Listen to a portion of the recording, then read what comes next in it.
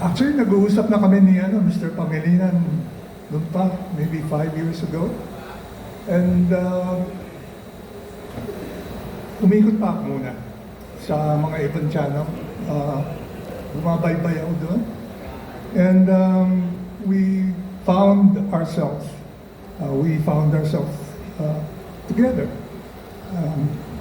And I'm so happy because I feel so comfortable here at TV5. And many old faces here, like Gilmer, one of the finest creative people I know. And salamat sa iyo. Siya yung mga magbebenta ng mga programa namin. Oo. Ano, pwede na sa Broadway? Pwede, Mr. M. Okay. Soon. Coming soon. Yeah. So, I wish to acknowledge the presence of Our Lady, Miss Aiko. Good afternoon, Mr. M. Happy to meet you for my daughter. Yes, a daughter. Yeah. Nasabi na nga lahat ang gusto ko sabihin.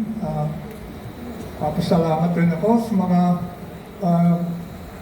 co-managers na andyan. Sila, saan ba kayo? Sila Tyrone. Attorney James, yeah. And Tyrone, where's Tyrone? Anyway, sila po ang mga co-managers.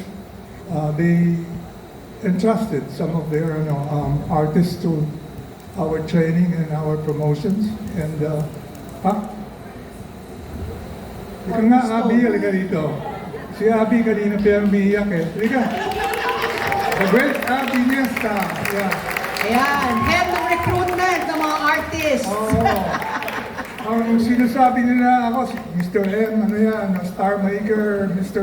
M, ganito, ganyan. Actually, nakatayo ako sa mga balikat nila. Yeah. Abby Niesta. Yeah. For example, mag-song and dance ka. Hi po, I'm Abby Niesta. Hi. Cornerstone here's Dara, Mac Marla, Linda. Yeah, okay, hi there. Yeah, hi. Ayun. Wala si boss mo. Wala si Erickson. ALBC, Arnold, where Wait, are you? Arnold is Sorry. here? Yeah, Asan si Arnold? Asan na si Nag-picture pa kami kanina. Umalis na? Empire is also Empire is also here. here. Oh. Mercator. Mercator. Wave. So these are all of these are our partners in making. And a lot more. Marami pa, sorry. Hindi ko makita na. A lot more. Dito there. Stellar Talent Circuit. Who else? Cams, Kate Angela, there, over there. Ayan, of course. And a lot more. Sorry, hindi ko makita lahat. Ayan. Hi, Kate. Salamat po. Thank you for the trust. The great Kate Dolino. Yeah. Si Kate, nandito din. Sige. Malis ka. Umalis na. Si Abby ang nag-ano Re-recruit, Mr. M. Siya yung nag-hostess sa mga namin. Sa mga events na. Yeah. So anyway, it takes a lot of people actually to create artist work, make stars, and a lot of people working. Ako lang nakaharap sa harap. Of course, you work, you do the work, and then katulad sinasabi ko noon, the magic happens. Magiging stars on yan.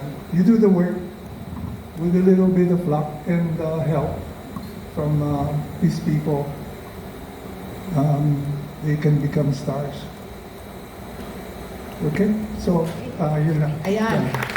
Mr. M, some of the press people would like to ask you questions. Para hindi nga Sam, para ang dami pala nila, Mr. M. Actually, marami talagang gustong magtanong kay Mr. M. Umpisa na natin kay Mr. Nestor Cuartero. Sir Nestor? Where's Nestor?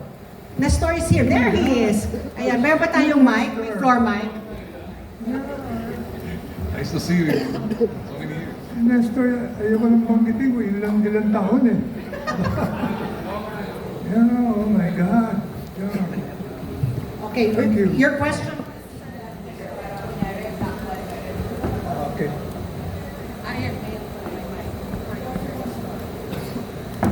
Sige, Nestor. Hi. Well, it's good to see you after all these years. No? My question is, what is your vision for Star Works in relation to TV5? My vision, it's to build an organization, much like the other organizations that we have come up with over the years. Make it a professional organization. That's a dream, actually. It's a dream that we have had for many years. And that's what we hope to do here in TV5.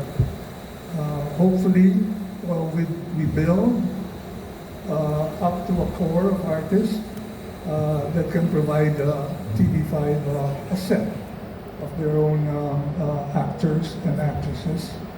And yeah, who knows? Maybe we go. They acquire the veneer and the sheen of really good stars, maybe superstars. Who knows? Yun, yung parang ambition na. At least yung vision ko. Yeah. Thank you. They say that, with social media and all its platforms, creating and launching stars on their own in different platforms, how relevant is launching stars in the traditional television media? Yeah. I still believe in TV as a medium of entertainment and of creating stars. The challenge now is to even accommodate and share the process of finding people that excite the imagination of people everywhere. Ang mga sa social media, they have their own platforms. They can do it by themselves. But I would call what they do mga short form, very short things. Sabi nga ni Andy Warhol, di ba, in the future, everybody will be famous for 15 seconds. So, ganun na nangyayari ngayon. 15 seconds. But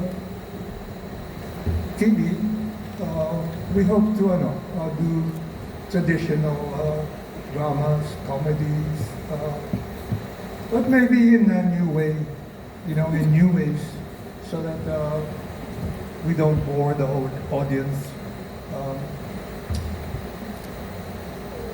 But months ago, my daughter said that her kids were watching Buko Channel, yung mga comedy namin, Richard Gomez, yung mga batungan ng tubig sa ending. Gusto nila yun eh. Somehow, saka yung mga Panchito Dolphy, hanggang doon. So, baka nga may resurgence of that sense of comedy and maybe of drama.